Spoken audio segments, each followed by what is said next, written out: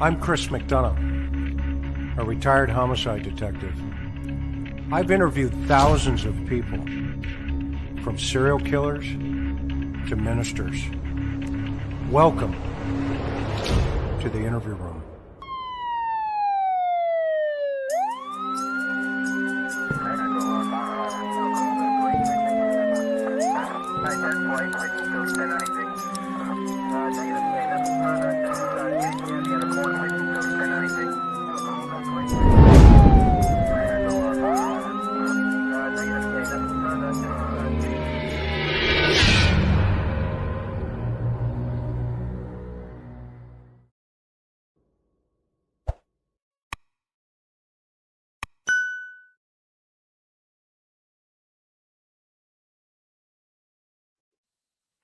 Hey, aloha, everybody. Welcome to the interview room.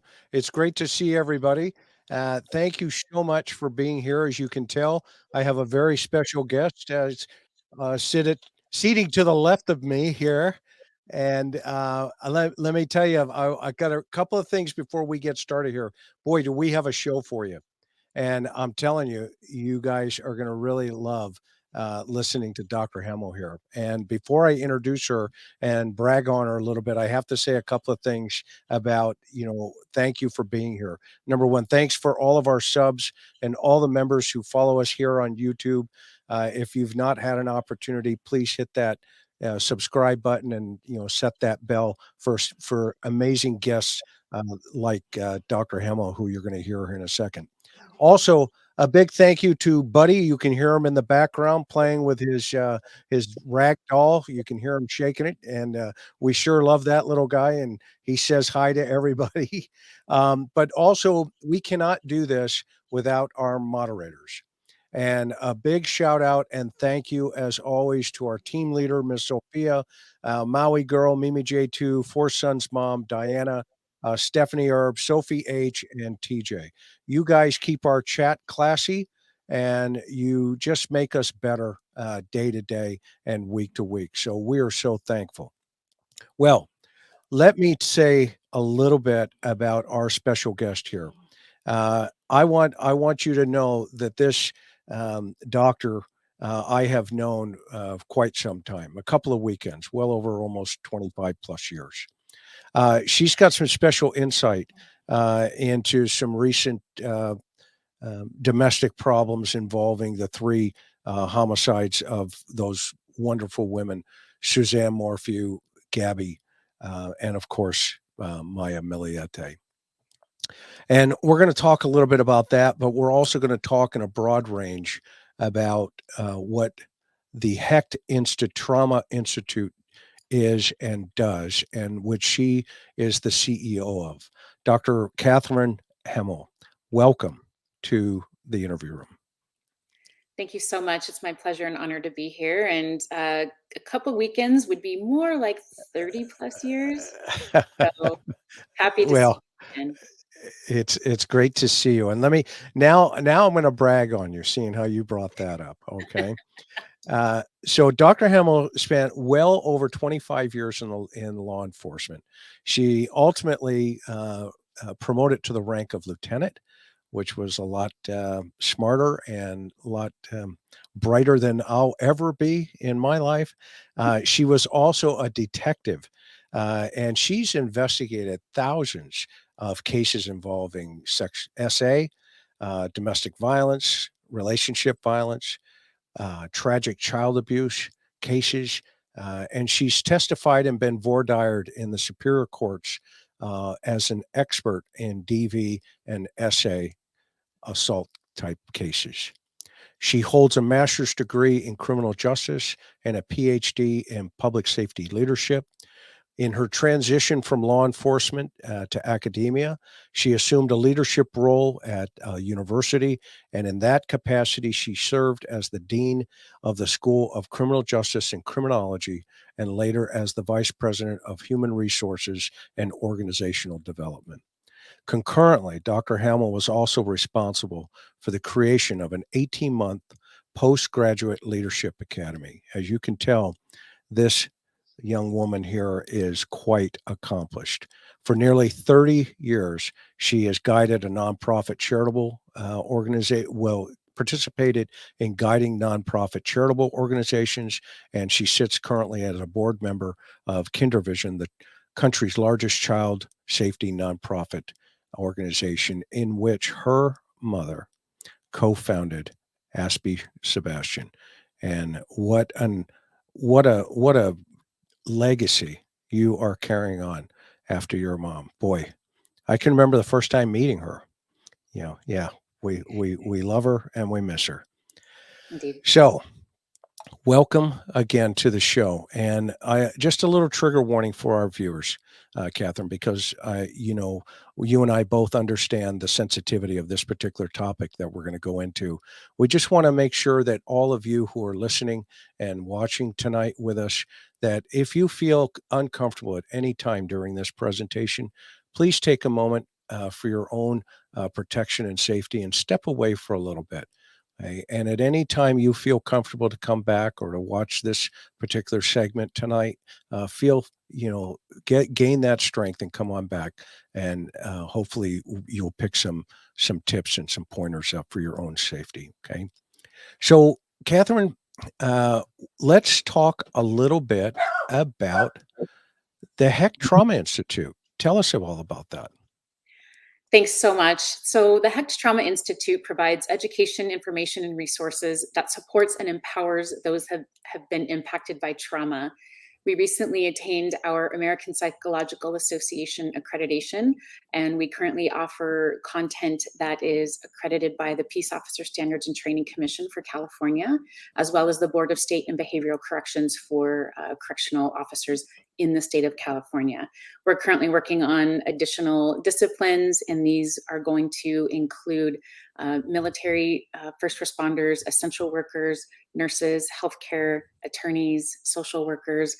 So we're really excited to offer not only curriculum and content that's trauma informed, but we also have a podcast called Life Beyond Trauma. And here we speak to different subject matter experts who are involved in the field of trauma and traumatology.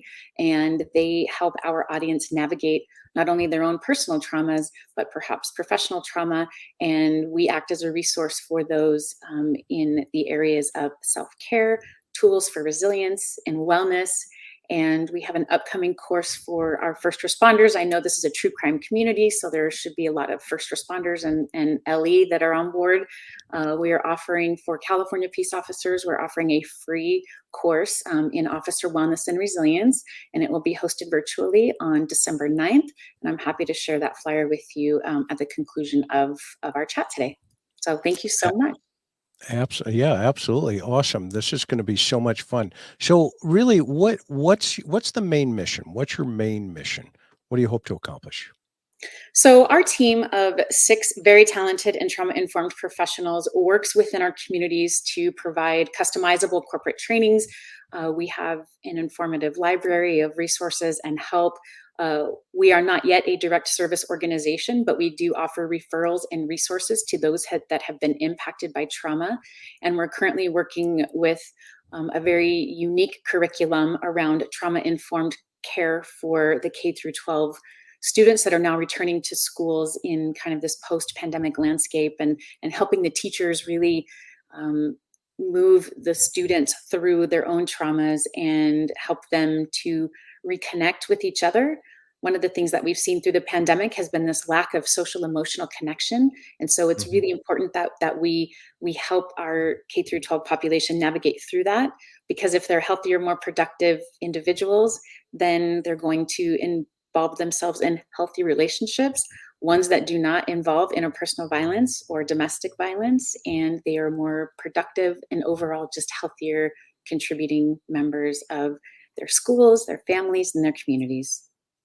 Interesting. So, just I know tonight's focus is domestic violence and trauma of a whole, but you just really raised a point that I hadn't even considered, you know, talking about. But I just want to touch on it just for a second with COVID and the way kids have been basically compartmentalized in relationship to their social skills, like you just mentioned. Okay? How does social media how is that impacting on top of COVID with this isolation potential? Because you go ahead. So great question. And, historically speaking, I would say that social media overall sometimes produces some unhealthy outcomes for our K through 12 populations because some children in this age range will continually compare themselves to the perfect and the perfect person, the perfect girl, the perfect relationship, the perfect boy, the perfect friend. And really what we need to be understanding and helping kids understand is there is no perfect.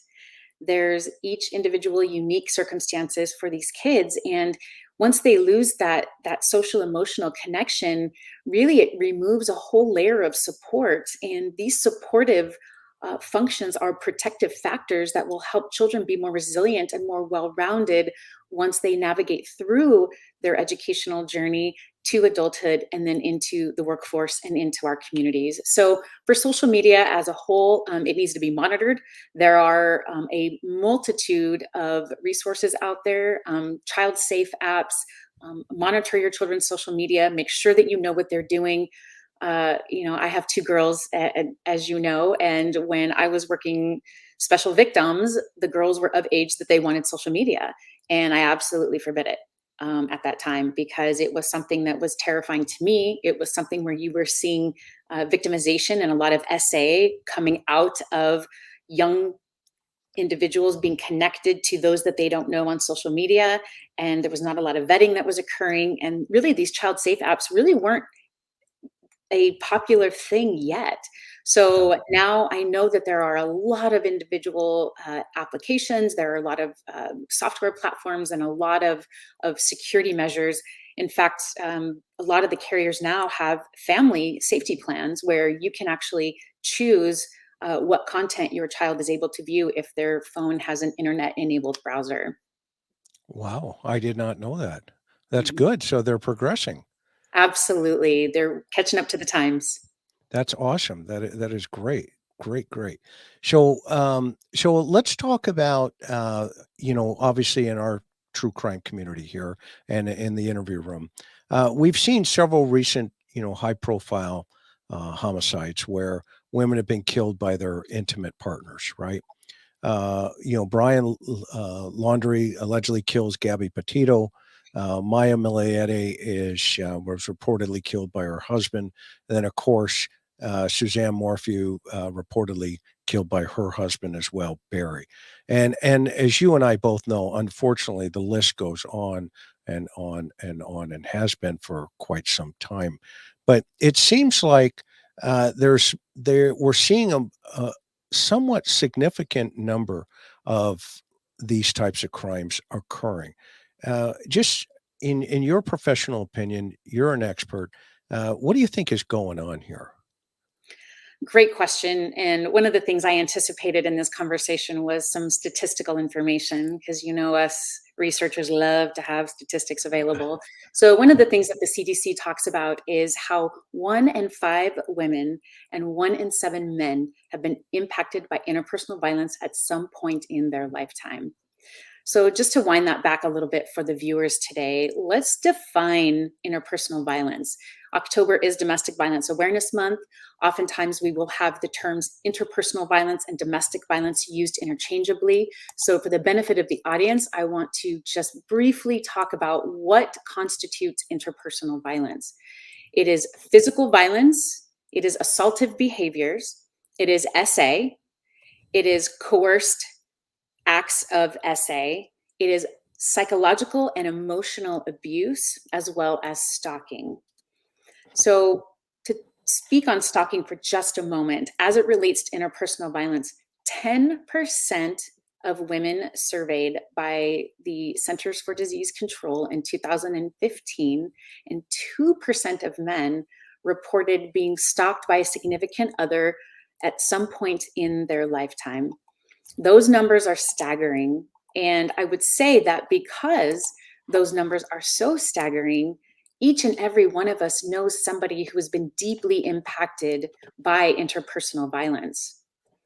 So, historically speaking, the cases that have been in the news, and while I won't speak specifically about some of them, I want to address some commonalities that I've seen throughout at least the majority of them. And one of the things that we often see when cases like this come to the forefront of the news is that, wow, this is a new thing that's happening, and it's not. Unfortunately, sadly, and tragically, domestic violence homicides are happening every day in every state, in every community across the globe. And we need to be educated and informed about what it is, but also some of the warning signs and some of the red flags that accompany those that are involved in relationships where interpersonal violence is occurring. So, um, I'm gonna pull up, give me a second. I'm gonna go find, the power control wheel, and I'm gonna pull it up for you, here. But, let's talk about, some of the characteristics. And by the way, I don't know if I ever shared with you, my first 2 months on the job, back in the day, this is when we had wagons, right? You know, When you had to call in from the call box to Ex get your next call. exactly. Right, right. It was a 4:15, right? And we get there, and my FTO at the time looks through the side window, Mhm. and the husband is on top of his wife, and he's strangling her and pounding her head against the subfloor. Long story short, we kick the door in, right? Mhm. 8:44, Absolutely. and I pull the guy off, hook him Mhm. up.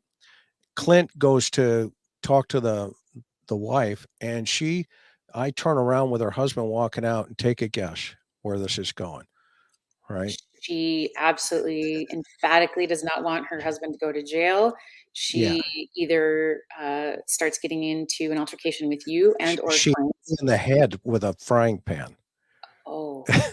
Yeah, knock me silly.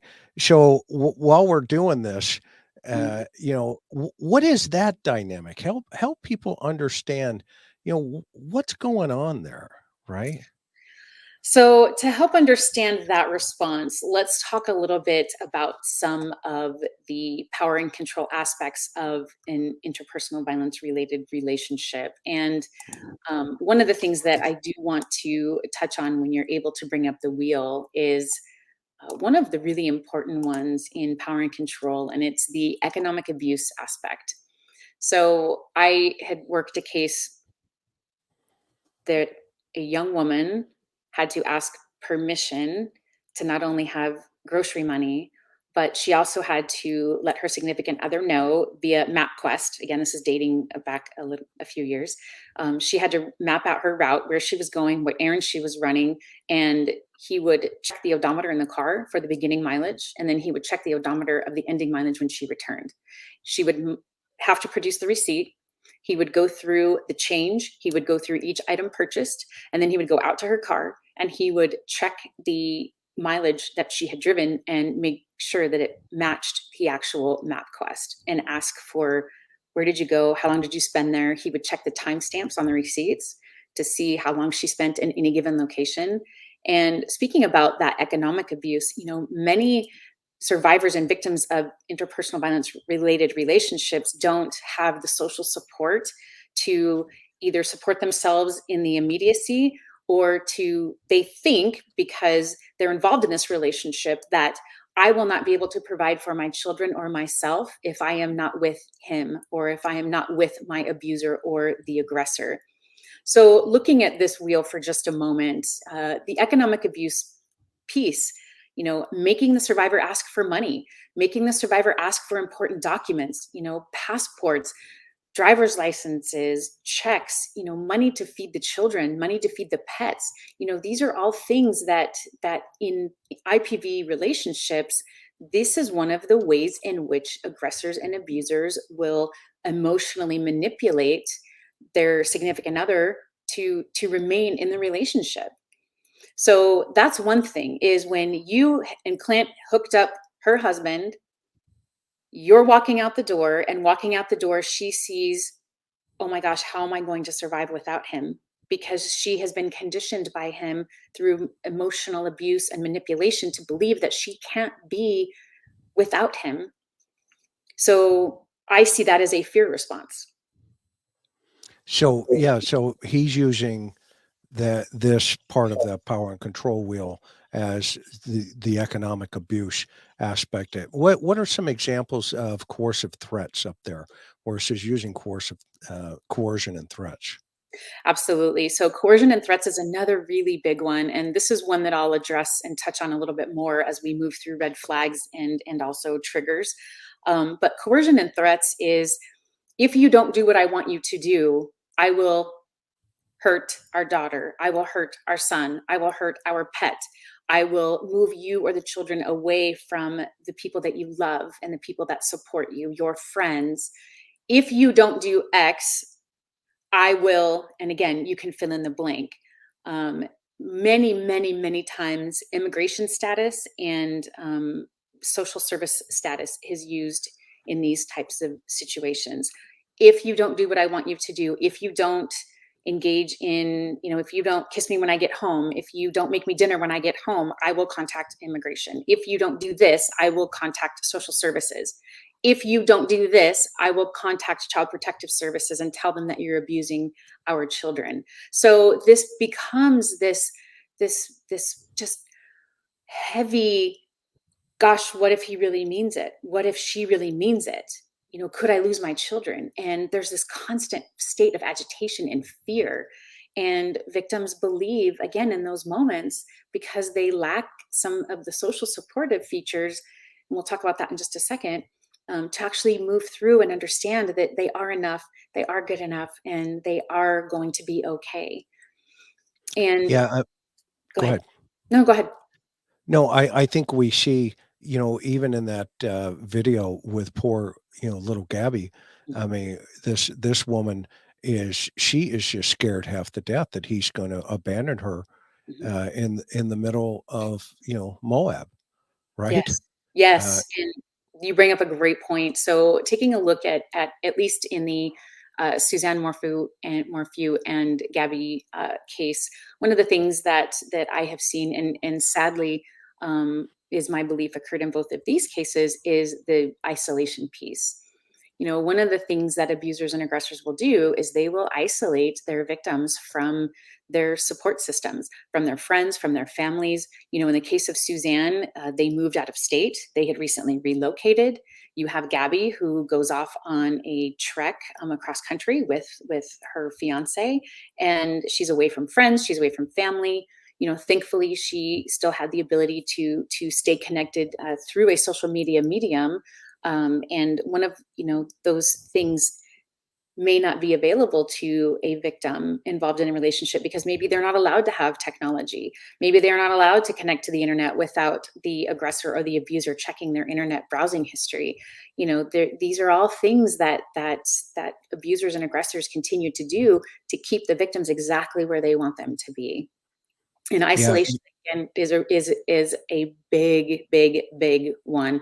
It's controlling. It's, I will tell you who you can speak to. I will tell you what you can wear when you leave the house. I will tell you who and with whom you may associate and connect with. And really the biggest part of the offender here and the batterer or the abuser is, I need to keep myself in the dark with everyone trying to figure out that I'm actually doing something that I shouldn't be doing. And I need to not have them understand what happens behind closed doors. So I'm going to allow my significant other to talk to this person for a week, a month, a day, and then I'm going to forbid the communication moving forward. Very typical.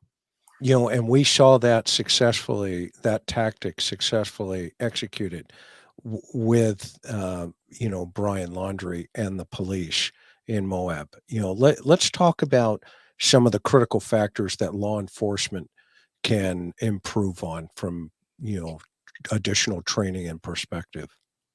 Absolutely. So, notwithstanding any criticism of the Moab, Utah body cam, what I would like to talk about is that response from a policy perspective. So, from the policy perspective, one of the things that I believe would benefit them greatly, them being other law enforcement entities, is really moving away from this primary aggressor mentality.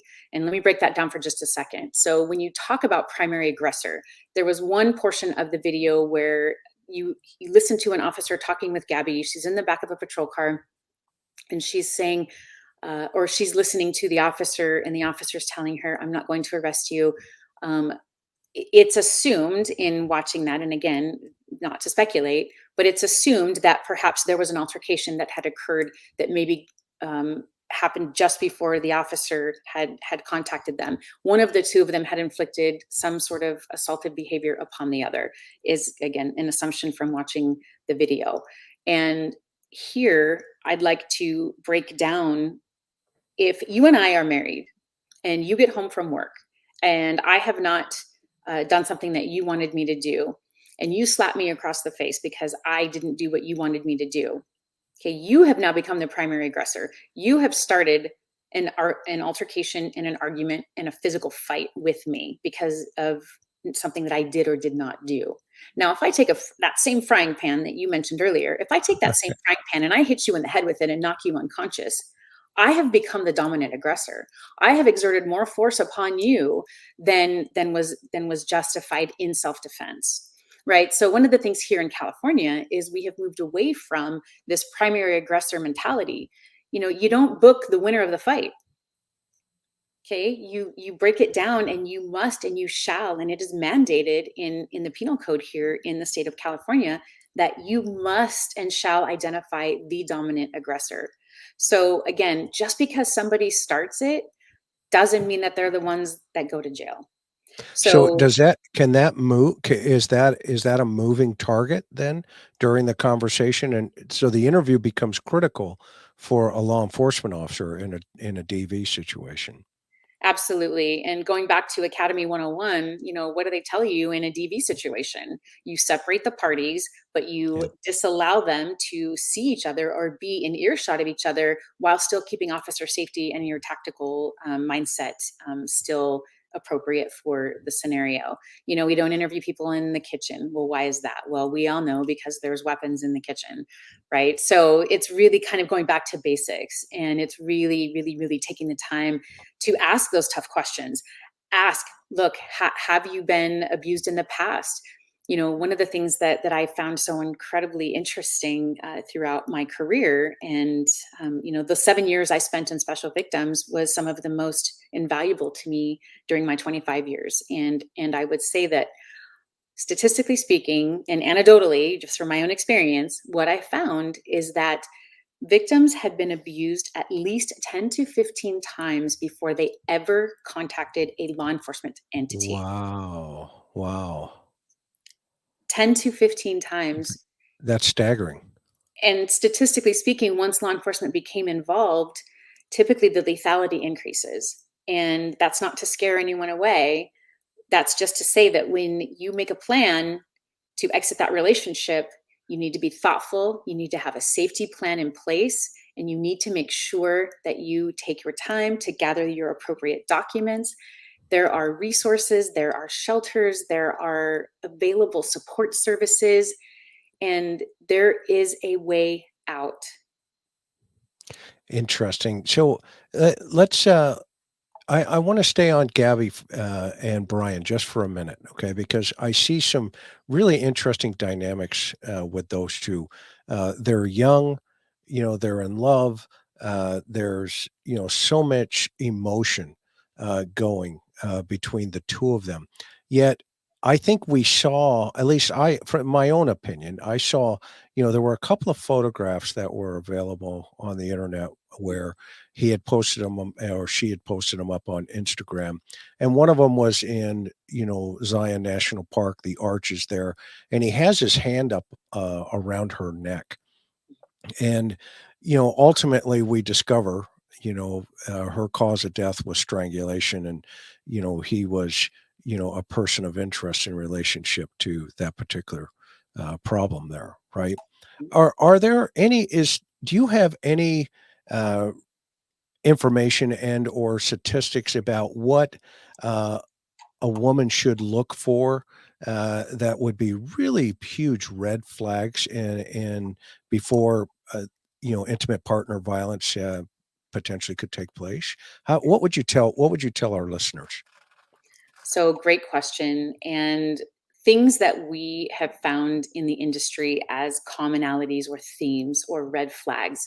So, these include a couple of things. And first and foremost is extreme jealousy, possessiveness, unpredictability, bad temper, perhaps cruelty to animals, verbal abuse. This really goes in line with the emotional abuse component, extremely controlling behavior. This is, you shouldn't be wearing that out, or you can't see that person, or you need to ask me for money to leave. You need to ask me for the car keys and your driver's license in order to leave. Really antiquated beliefs about gender roles in relationships. Well, I'm the man of the house, and therefore you should do everything that I'm asking you to do. Yeah, Um, that would last about 2 seconds in my house with my Karen. She'd be like, no, what are your legs broken? Get up, move." So, and, okay, and you've met my Karen, so life Yes, goes yeah, indeed. okay, okay. Indeed. She's a I wonderful. didn't mean to interrupt. I didn't mean to interrupt. Go ahead. Not at all. She's a wonderful woman. Um, you know, Blaming the victim for anything bad that happens. If the abuser or aggressor has a bad day, they come home and they say something like, "Well, if you would have had my breakfast ready when I left this morning, I wouldn't have had such a terrible day, and this is all your fault." Really trying to sabotage the victim's ability to work or attend school. I have not allowed you to go to school. I will not allow you to go to work. Therefore, you cannot. Controlling of all the finances. Again, this just kind of goes back to that economic abuse piece of the power and control wheel. This also goes back to kind of the isolation aspect. Removing the support, removing the friends, removing the family. So all of these things are really kind of happening behind closed doors. Abuse of other family members or pets. Controlling again what the victim wears, how they act, how they are out in public. "Hey, when we were out the other night, I noticed that you were looking over at a table of men. What's going on?" Really kind of this accusatory tone, if you're just looking around randomly in a public place. So all of these are one of the things that all of this culminates in is just really ongoing demeaning, public humiliation, harassment. So all of these things are considered still abuse. And just because it's not physical doesn't mean it's not abuse. So there's a lot of male privilege going on there. Is that Indeed. what you would call it? Indeed. So this is the gender role and the gender dynamic that I was speaking of earlier. And this wheel came out of Duluth, Minnesota, and the Duluth, Minnesota Domestic Violence Project. And I foresee it will be updated in the future with a lot of the changing of gender designations. And this will become something like a dominance privilege versus male privilege. Because we have everyone and anyone that exists in our community and in our world that has been either involved in a relationship where IPV has occurred, or we know someone who has been involved in a relationship where IPV is occurring or has occurred.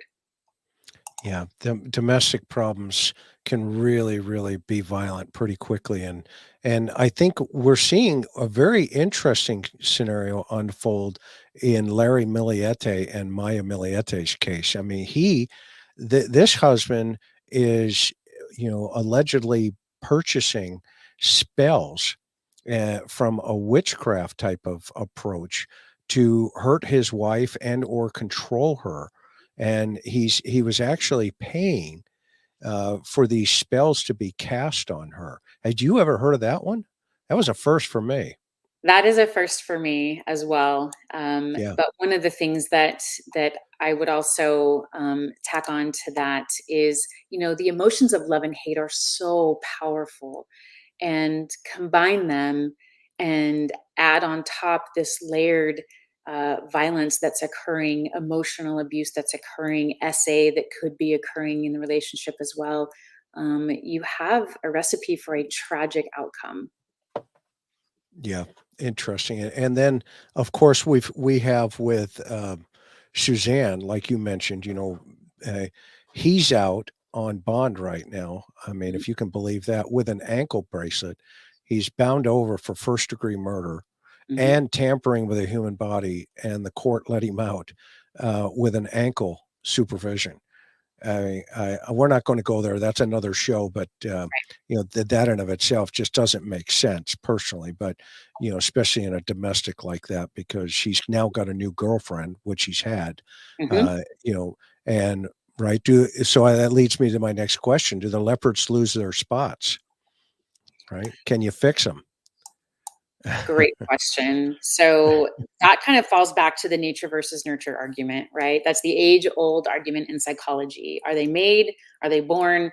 Or did they just happen? And I would say that offenders, again, anecdotally from my experience, offenders have trauma history.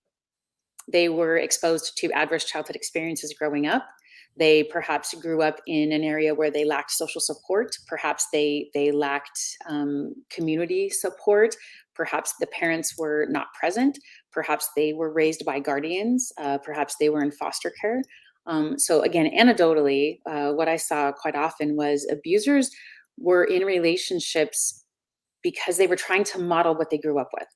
So during their formative years, they were exposed to intergenerational violence and they learned unhealthy, unproductive, maladaptive coping, and you look for that as you grow. They always say that you look for your parent in your partner, right?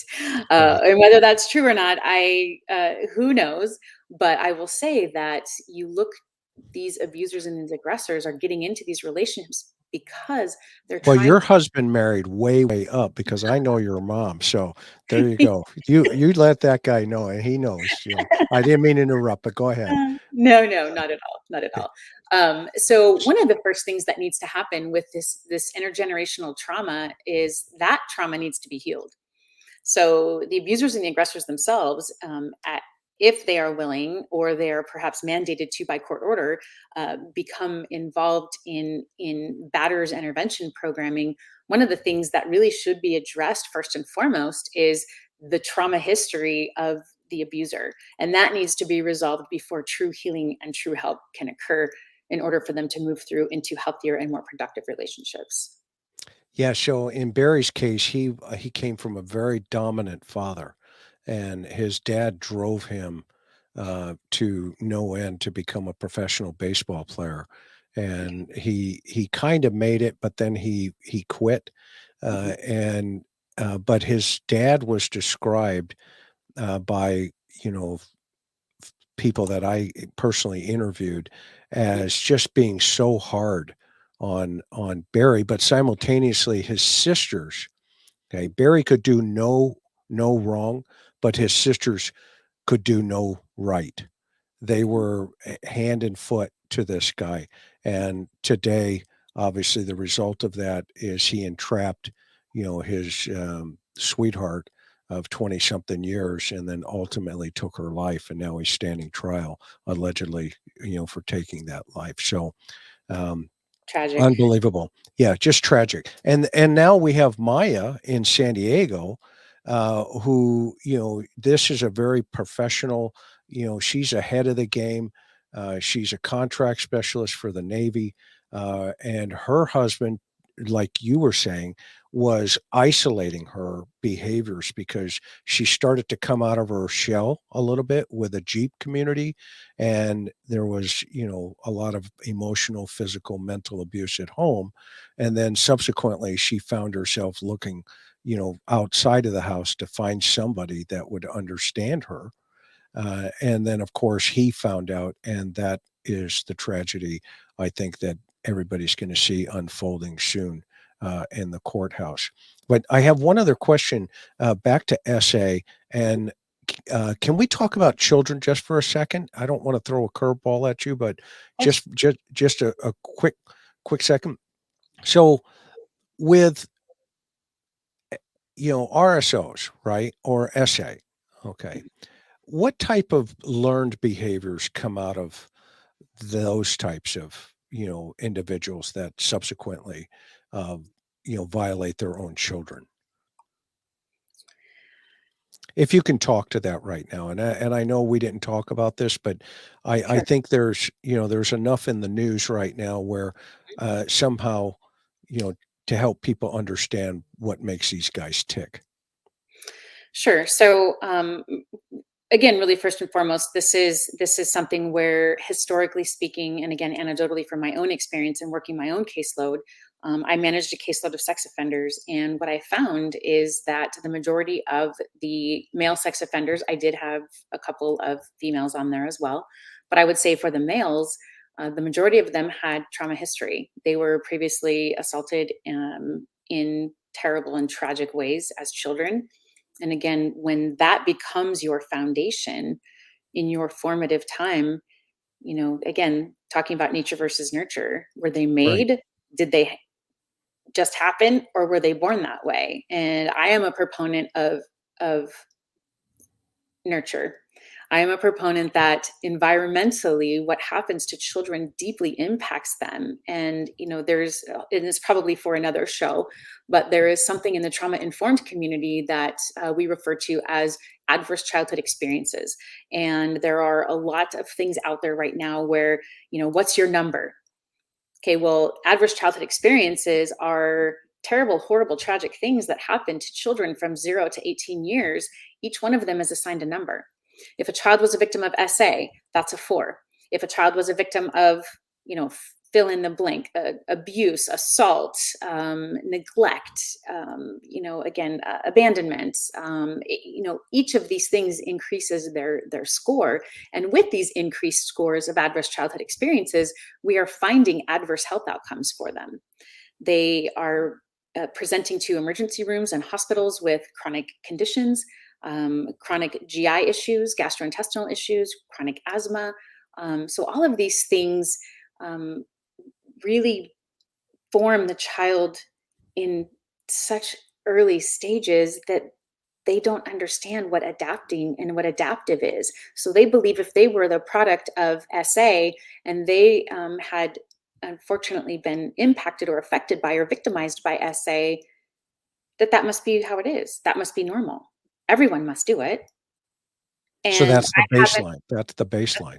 That's their baseline, and I have not learned any better, so I'm going to go out and emulate the same things because we learned from our guardians, our caregivers, and our parents. So if these are the Oh, things they're being affected by, that's what they're going to do as they grow, because to them, it's just how it was at home. So I don't understand why it's not. Go ahead. what's some of the research showing on why, there's so many victims though sometimes with these folks?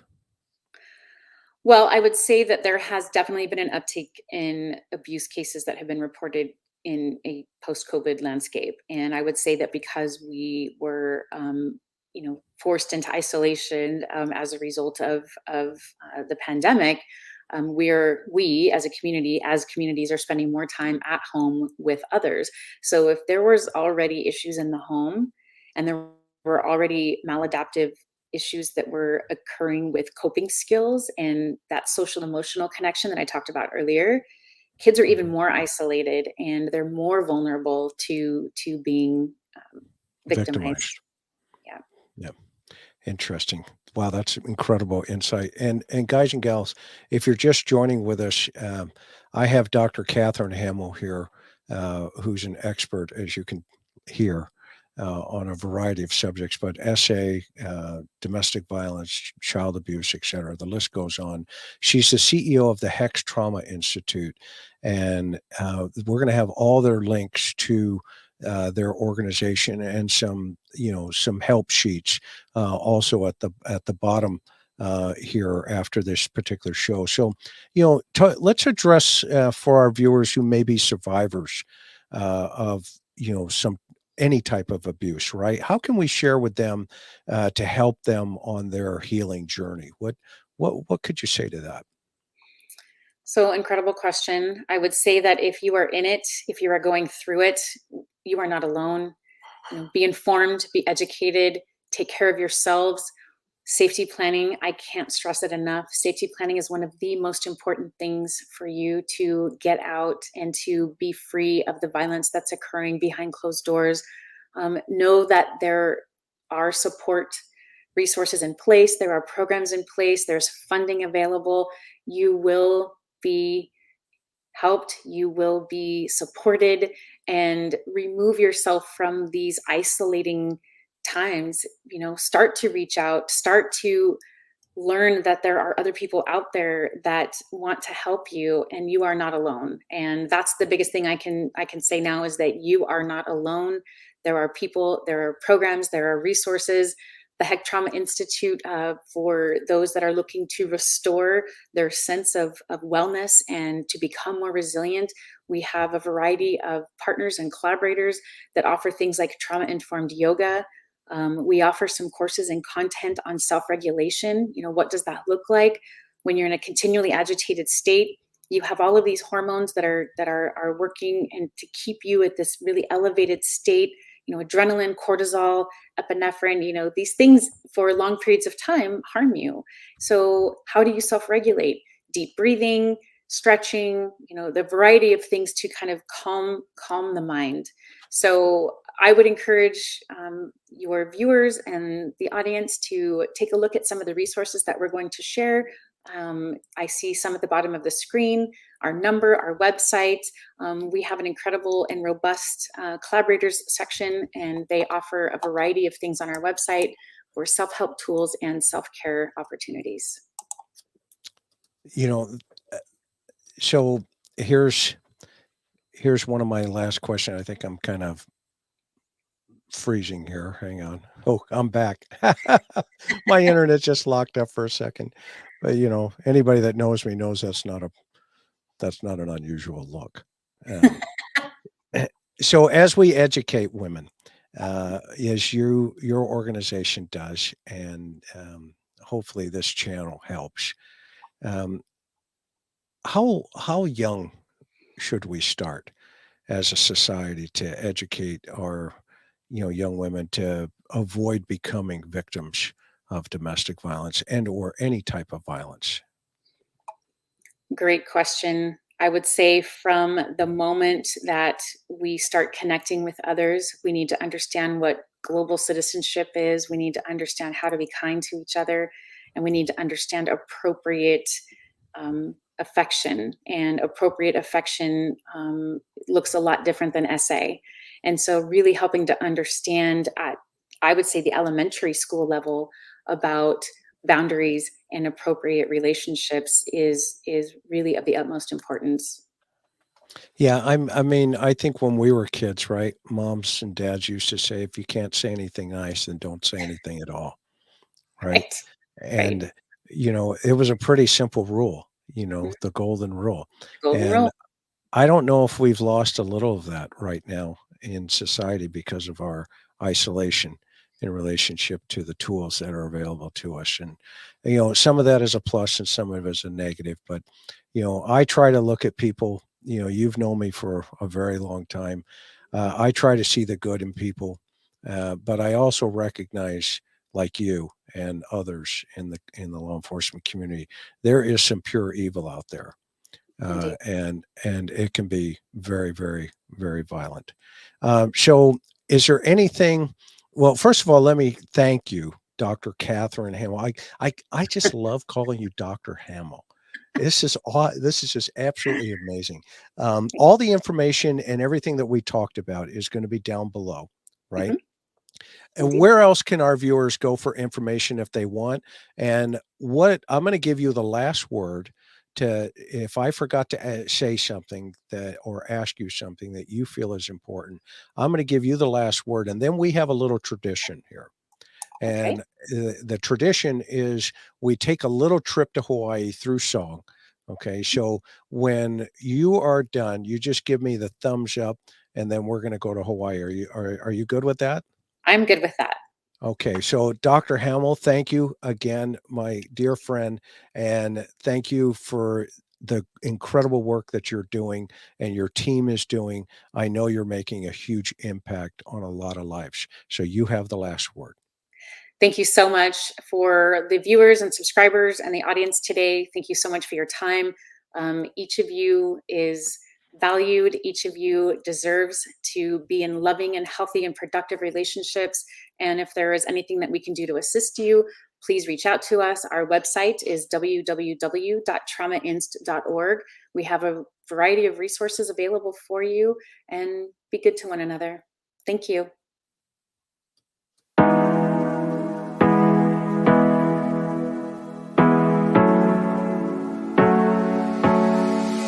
Hard working every day, I'm stressed out 24/7, babe.